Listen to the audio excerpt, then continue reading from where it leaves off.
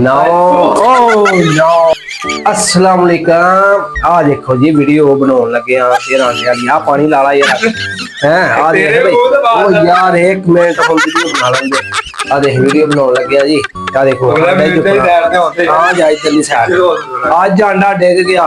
टूट गया तेन शवारमा बोतल पै जानी बोतल वाला ते सानू खवाया जी तेन रोज खवाईदा। चलो फिर वही गल ही यार तू बात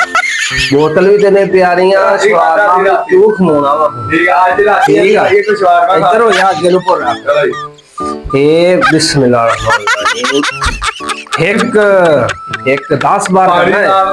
एक कोई नहीं तिलकन दे एक दो वाह वाह बड़ी शॉट लगी है यार दो दो है दो बैल सैर सैर दे कर दे टूट ही जाता आटा वाजे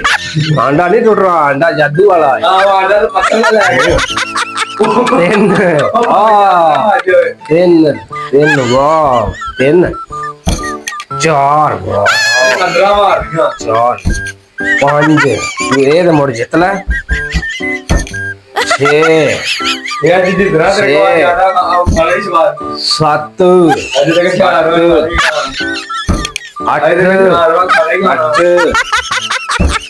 नौ ओ नौ आटा तोड़ देता ये शवारमा इनू पै गया यार 10 ओ यार आ देख शवारमा पै गया बोतल पै गई ओ बैग लो जी इन्हें अंडा तोड़ दिता है इतने अंडा तोड़ दिता है इन तेन बोतल से शवारमा पै गया ठीक है प्याज आ गया हां हुन तू मैंने कल खवाया ना बोतल से शवारमा आज तू खाना है ठीक है वो कह दे लोग लाइक से सब्सक्राइब कर दे लाइक ओ यार कर दिया करो यार कुछ नहीं हुंदा तानू की होर लग्या यार नहीं यार इस तरह नहीं कहीदा व्यूअर दोनों लाइक सब्सक्राइब कर देना चल ठीक है जी अल्लाह हाफिज़ कल मिलते फिर नवी वीडियो के साथ